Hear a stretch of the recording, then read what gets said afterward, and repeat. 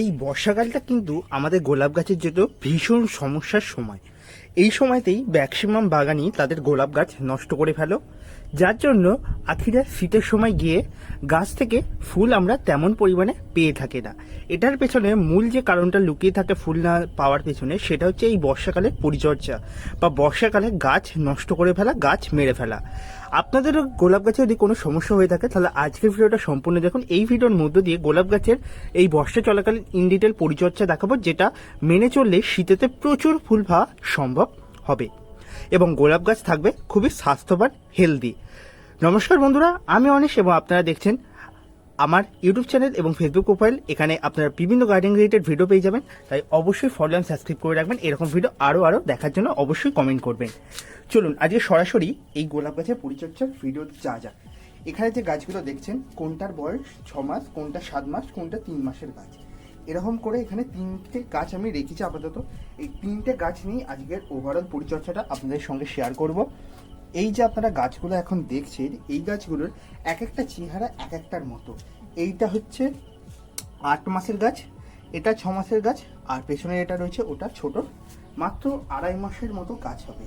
এই 3টে গাছের পরিচর্যা কিন্তু আমি এই বর্ষার টাইমে একদম সেম নেব। প্রথম আমি যে পরিচর্যাটা করছি সেটা বলবো, পরিচর্যা ঠিক নয়, যে দোষের কারণে আমাদের গোলাপ গাছ নষ্ট হয়েছে সেইটা প্রথমে আইডেন্টিফাই করছি। প্রথমত আমাদের গোলাপ গাছ নষ্ট হয়ে যাওয়ার পেছনে মুখ্য ভূমিকা রাখছে সেটা হচ্ছে টবের ড্রেনেজ খুব খারাপ হয়ে যাওয়া। টবের ড্রেনেজ ব্যবস্থা যখনই খুব একটা ভালো হবে না, তখনই আমরা লক্ষ্য করতে পারবো যে আমাদের গাছে ডাইব্যাকের সমস্যা দেখা দিচ্ছে, অনেক সময় কাণ্ড পচে যাওয়া, অনেক সময় পাতা হলুদ হয়ে ঝরে পড়া, এরকম প্রচুর সমস্যা কিন্তু দেখা দিচ্ছে। আর এরকম সমস্যা দেখা দিলেই তখন লক্ষ্য করবেন, দেখবেন গোড়ায় জল জমছে, ভালো মতো জল পাস হচ্ছে না, তখনই বুঝবেন যে আপনার গাছে অনিবার্য কারণে সমস্যা দেখা দেবেই, টবের ড্রেনেজ যদি ভালো না থাকে। এটার জন্য দরকার একটা উন্নত মানের ড্রেনেজ ব্যবস্থা। এর জন্য আপনারা যেটা করবেন, গাছ প্রতিস্থাপনের সময় মাটির টব হলে একটা কিংবা দুটো ছিদ্র থাকে, সেটা খোলামকুচি দিয়ে ঢেকে ওপরে একটু সিন্ডার বা বালি চালার পর যে গ্র্যাভেলস বা নুড়ি পাথর পড়ে থাকে সেটা দিয়ে দেওয়া। এবং যারা সিন্ডারে করবেন তাদের তো কোনো সমস্যাই হবে না, কারণ জল দাঁড়াবে না একদম। কিন্তু যারা প্লাস্টিক টবের মধ্যে সয়েল মিডিয়ায় করবেন তাদের বলবো অগুন্তি ছিদ্র করুন। মানে দুটো একটা যদি প্লাস্টিক পটের ছিদ্র থাকে সেটাকে বাড়িয়ে 10 থেকে 15টা ছিদ্র করে নিন এবং ওপরটা ভালো করে, ছিদ্রের ওপরে ভালো করে সিন্ডার দিতে পারেন বা স্টোন চিপের টুকরো দিয়ে দিতে পারেন, যার কারণে ড্রেনেজ খুব ভালো হয়। হ্যাঁ, এটা গেল ড্রেনেজের ব্যবস্থা এবং জল না জমার ক্ষেত্রে একটা টিপস। সেকেন্ডলি আমি যেটা বলবো, গোলাপ গাছে এই সময় কি খাবার দেবো। খাবার তৈরি করার জন্য আমি প্রথমত দুটো জিনিস এখানে নিয়ে নিচ্ছি। এই দেখতে পাচ্ছেন, একটা এরকম জায়গা আর এখানে একটা ছোট চামচ নিয়েছি। আমি কিন্তু পুরোপুরি মেজারমেন্ট করেই কিন্তু গাছে খাবার দিই। আর এর জন্য প্রথম যে আমি আমার খাদ্যের তালিকায় যে খাবারটা রেখেছি, সেই খাবারটা বার করে নিয়ে আপনাদের সঙ্গে পুরোটা শেয়ার করছি। দেখুন, প্রথম যে খাবারটা আমাদের এই সময় গোলাপ গাছের জন্য দেওয়া ভীষণভাবে দরকার বলে আমি মনে করছি, সেটা হচ্ছে হাড়ের গুঁড়ো। হাড়ের গুঁড়ো আমি এই ছোট্ট চামচে 3 চামচ পরিমাণে আমি এখানে কিন্তু ব্যবহার করছি। আর এটা কিন্তু আমি ডিকম্পোজ করে দিয়েছি। এই যে দেখতে পাচ্ছেন, এটা হচ্ছে হাড়ের গুঁড়ো, ডিকম্পোজ করা হাড়ের গুঁড়ো। আর এই ডিকম্পোজ যখনই হাড়ের গুঁড়ো করে নেবেন, তখন এর কার্যকারিতা দ্বিগুণ হয়ে যাবে এবং খুব তাড়াতাড়ি গাছ কিন্তু গ্রহণ করতে পারবে। সেকেন্ডলি এর সাথে যে জিনিসটা মেশাতে হবে, সেটা দিলে কিন্তু গাছের মাটির বাহিতে কোনো পোকামাকড় কিন্তু আর দেখা দেবে না। সেটা হচ্ছে আমাদের সকলের পরিচিত নিম খোল। এই নিম খোল অর্গানিক ফাঙ্গিসাইড রূপে কাজ করে। আর এই অর্গানিক ফাঙ্গিসাইড যখনই আমরা আমাদের গাছের মাটির মধ্যে দেবো, তখন পোকামাকড় যেমন দেখা দেবে না, তেমনই অনেক সময় ডাইব্যাকের সমস্যা দেখা যায়, সেই ডাইব্যাকের সমস্যাও কিন্তু দেখা দেবে না। এরপর যে কাজটা আমাদের করতে হবে, সেটা নিতে হবে শিংকুচি। এই শিংকুচি আমরা কিন্তু ঠিক 3 চামচ পরিমাণ, যেমন প্রথমত আমরা হাড়গুলো নিলাম, সেই 3 চামচ পরিমাণে আমরা শিংকুচি নিয়ে নেব। আর এই শিংকুচিটা যখনই তোমরা নিয়ে ব্যবহার করবে, দেখে নেবে যেন ভালো কোয়ালিটির হয় এবং ডাস্ট ফরম্যাটের কাছাকাছি হয়। মানে একটা পাওয়া যায় স্টিম বোন ডাস্ট, একটা পাওয়া যায় নর্মাল বোন ডাস্ট। নর্মাল বোন ডাস্টের মধ্যে 3-4 রকম কোয়ালিটি হয়, একটু ভালো কোয়ালিটি নেওয়ার চেষ্টা করবে। খারাপ কোয়ালিটি নিলে ডিকম্পোজ হতে অনেক টাইম লাগে। এরপর যেটা মেশাতে হবে, সেটা কারোর কাছে যদি না থেকে থাকে একান্তই, তোমরা হিউমিক অ্যাসিড লিকুইড ব্যবহার করতে পারো। আর এটা হচ্ছে সেই হিউমিক অ্যাসিড লিকুইড। আমি এটা গাছে খাবার দেওয়ার পর ব্যবহার করে দেখাবো। বলে দিলাম যাদের কাছে দানাদার হিউমিক অ্যাসিড রয়েছে তারা কিন্তু এর মধ্যে দিয়ে ব্যবহার করতেই পারো। এটা দিলে গাছের কিন্তু ভালো রেজাল্ট তোমরা লিখতে পাবে। সেকেন্ডলি আমি এখানে যে জিনিসটা মানে দেবো এই পরবর্তীতে সেটা হচ্ছে এপসম সল্ট। এপসম সল্ট আমি কিন্তু গাছের রীতিমতো ব্যবহার করি, কারণ এই এপসম সল্ট আমাদের গাছের চিরসবুজ ভাব বজায় রাখতে সাহায্য করে। আর এই চিরসবুজ ভাব যখনই গাছ বজায় রাখতে পারবে তখনই গাছের গ্রোথ কিন্তু খুব ভালো হবে।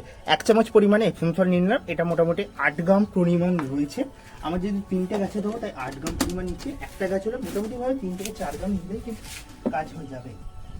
এর পরবর্তী যে জিনিসটা তোমাদের মাথায় রাখতে হবে সেটা হচ্ছে গাছে একটু পরিমাণে নাইট্রোজেন জাতীয় খাবার দেওয়া। সেই নাইট্রোজেন খাবার আমরা কিন্তু পাবো সর্ষের খোলের মধ্যে। এটা কিন্তু অপশনাল, সম্পূর্ণটা অপশনাল, কিন্তু এটা কিন্তু আমি ব্যবহার করে থাকি এই সময় গাছের এক্সট্রা গ্রোথের জন্য। যাদের প্রয়োজন মনে হবে না একদম দেবেন না, কারণ আপনারা যারা বেশি ট্রিটমেন্ট করতে পারবে না এই সরষার খোল দেওয়ার কারণে কিন্তু অনেক সময় গাছে ফাঙ্গাস লাগতে পারে। তাই বলবো যারা একমাত্র ট্রিটমেন্ট করতে পারবেন তারা কিন্তু এটা গাছে দেওয়ার চেষ্টা করবেন। জাস্ট দেখতে এরকম লাগছে, পুরোপুরি মিশিয়ে নেব, নিয়ে এরপর গাছে প্রয়োগ করব।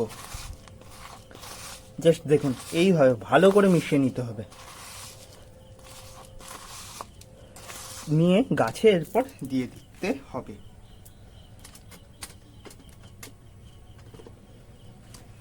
আমি এরপর কিন্তু গাছে পুরোপুরি ব্যবহার করার জন্য এটা সম্পূর্ণ হয়ে গিয়েছে। তো গাছে আমি এখন দিয়ে দিচ্ছি। দেখুন আমি এই গাছটার জন্য মোটামুটিভাবে 3 চামচ পরিমাণে এই খাবারটা দেব। একদম ভালো করে টবের কিনারা বরাবর গোটা টব জুড়ে ছড়িয়ে দিই। এই খাবারটা দেওয়ার কমসে কম 1 মাস কোনো খাবারের কিন্তু প্রয়োজন পড়বে না, গাছ এমনি দিব্যি বেড়ে চলবে। কারণ এই খাবারে এতটা জোর যে আমাদের গাছ নাইট্রোজেন, পটাশ, ফসফেট সবই পেয়ে যাবে। পটাশের পরিমাণটা খুব কম পাবে। আর এখন কিন্তু পটাশ সার দেওয়ার কোনো দরকার নেই, কারণ এখন পটাশ সার দিলে গাছের ফুল চলে আসবে, আর ফুল এলে কিন্তু গ্রোথ থমকে যাবে। এই যে গোলাপের গাছটা দেখছো এটা কিন্তু কাটিং গোলাপ বা ছাঁটি গোলাপ যেটা বলে সেটার গাছ, অসম্ভব সুন্দর হয় আর প্রচুর বুশি হয়। তো এই গাছটা তো আমি এখন করছি একটা পুজোর ফুলের জন্য, এটা কিন্তু বিশেষ সাহায্য করে। তো এই সমস্ত কিছু দেওয়ার পর যেটা দিতে হবে হিউমিক অ্যাসিড। আমার টবের মাটি যেহেতু ভিজে রয়েছে আমি কিন্তু এখানে হিউমিক অ্যাসিড ব্যবহার করছি না, নাহলে কিন্তু হিউমিক অ্যাসিড আপনারা এই যে লিকুইড ফর্মে হিউমিক অ্যাসিডটা দেখছেন এটা পার লিটার ডোজ হচ্ছে 10 থেকে 15 ফোঁটা পার লিটার ডোজ, 10 থেকে 15 ফোঁটা। এই হিউমিক অ্যাসিড যখনই আমরা গাছে দেবো গাছ খুব দ্রুতর সঙ্গে খাবার গ্রহণ করবে। আর হ্যাঁ একটা কথা, খাবার দেওয়ার পর কিন্তু টবের মাটিটিকে ভিজিয়ে দিতে হয়। আমার টবের মাটি সম্পূর্ণ ভিজে রয়েছে, এখন যেহেতু বর্ষাকাল তাই মাটিটাকে এক্সট্রা করে ভেজাচ্ছি না। যাদের টবের মাটি একদম শুকনো ড্রাই থাকবে তারা অবশ্যই ভিজিয়ে দিতে পারো।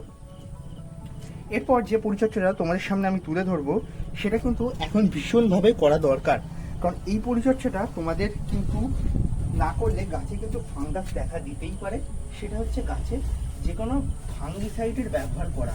আমি কিন্তু এখানে যে ফাঙ্গিসাইডটা গাছে ব্যবহার করছি বা ব্যবহার করার জন্য আমি কিন্তু নিয়ে এসেছি সেটাই তোমাদের সঙ্গে শেয়ার করব। এই হচ্ছে হাফ ফাঙ্গিসাইড, বহু পরিচিত একটি ফাঙ্গিসাইড। এটা কিন্তু আমাদের গাছে কন্ট্যাক্ট এবং সিস্টেমিক ফাঙ্গিসাইড রূপে আমরা ব্যবহার করতে পারি। আর এর গুণাগুণ খুবই ভালো, এটা নিয়ে আমাকে বাড়তি করে কিছু বলতে হবে না। নতুন বাগানি, পুরাতন বাগানি, বেশিরভাগ বাগানি এটাই কিন্তু ব্যবহার করে। বর্তমানে দাম তুলনামূলকভাবে বৃদ্ধি পেয়েছে। 20 গ্রামের দাম 38 টাকা 40 পয়সা রেখা রয়েছে। মোটামুটিভাবে 30 টাকা থেকে 35 টাকা মতো দাম এখন ভ্যারি করছে। তো এটার দাম বেড়ে গিয়েছে। যাদের কাছে বলবো অনেক গাছ রয়েছে তারা বড় প্যাকেট নিন, 100 গ্রামের প্যাকেট। আমার কাছে ওই 100 গ্রামেরই প্যাকেট ছিল, কিন্তু শেষ হয়ে যাওয়ার পর আমি আর পাইনি, তাই আমাকে এই ছোট প্যাকেটই নিয়ে আসতে হয়েছে। তো এটা পার উইক একবার করে এখন গাছে স্প্রে করতে হবে, কারণ গাছে যেহেতু এখন প্রচুর পরিমাণে বৃষ্টির জল লাগছে বা বৃষ্টির মধ্যে গাছ হয়েছে, সেহেতু এটা ব্যবহার করা দরকার। আরেকটা জিনিস তোমাদের দেখানোর, যেটা তোমরা লক্ষ্য করেছো কিনা জানি না, এই একটা জিনিস দেখতে পাচ্ছ নিশ্চয়ই, আমার গাছের পাতা এইরকম ফ্যাকাসে এবং সিরা দেখা দিচ্ছে। হ্যাঁ, এটার জন্যই কিন্তু আমার এপসম সল্টটা ব্যবহার করা। এপসম সল্টটা দেওয়ার পেছনে আমার এটাই কারণ যে গাছের পাতাগুলো যাতে চির সবুজ থাকে, এরকম ফ্যাকাসে ভাব বা শিরা দেখা ভাব যেন না হয়। তোমরা প্রথম স্টেজে বলবো এই পরিচর্যাটাই করো। আর এখন অনুখাদ্য বা ভিটামিন স্প্রে করা যায় কিনা এই নিয়ে কিন্তু অনেকেই দ্বিমত রয়েছে, কারণ অনেকেই বলবে বৃষ্টির জলের মধ্যে প্রচুর পরিমাণ ভিটামিন এবং মাইক্রোনিউট্রিয়েন্ট থাকে, যেটা বাড়তি করে আর গাছকে দেওয়ার দরকার নেই। যারা শীতে প্রচুর ফুল চাইছেন তাদের বলবো বৃষ্টি না হলে একবার করে হলেও অনুখাদ্য ব্যবহার করুন, 2 সপ্তাহ ছাড়া ছাড়া। এমনিতে ব্যবহার করার দরকার নেই, এতেই কিন্তু কাজ দেবে। আর নর্মাল পরিচর্যা করুন, গাছটিকে এমন একটা জায়গায় রাখুন যেখানে বৃষ্টির জলে পায়, রৌদ্র পায় এবং সঠিক যেন হাওয়া বাতাস চলাচল করে, এরকম একটা জায়গায় রাখলেই কিন্তু আমাদের গাছ কিন্তু খুব সুন্দরভাবে রেডি হয়ে যাবে। আর বন্ধুরা, ভিডিওটি ভালো লাগলে লাইক করুন, শেয়ার করুন আপনার বাগান প্রেমী বন্ধুদের সাথে। আর যারা নতুন হয়েছেন ফলো অ্যান্ড সাবস্ক্রাইব করে সাথে থাকুন, এটাই আপনার কাছে অনুরোধ রইল। আর তোমাদের যদি কোনো প্রশ্ন থাকে এবং তোমাদের গোলাপ গাছে কী কী সমস্যা হয়েছে এই সময়, অবশ্যই কমেন্টে জানাও, তার উপরেও খুব তাড়াতাড়ি ভিডিও নিয়ে আসার চেষ্টা করব। ভিডিওটি ভালো লাগলে লাইক করবেন এবং যারা কোনো প্রশ্ন করতে চাইছেন, যারা কোনো গাছের নিয়ে প্রশ্ন রয়েছে, কোনো গাছের সমস্যা রয়েছে, সেটা সমাধান জানতে চাইছেন, অবশ্যই বলবো কমেন্ট করুন। আপনাদের প্রশ্নের উত্তর দেওয়ার জন্য আমি রয়েছি, যথাসম্ভব উত্তর দেওয়ার চেষ্টা করব। ধন্যবাদ।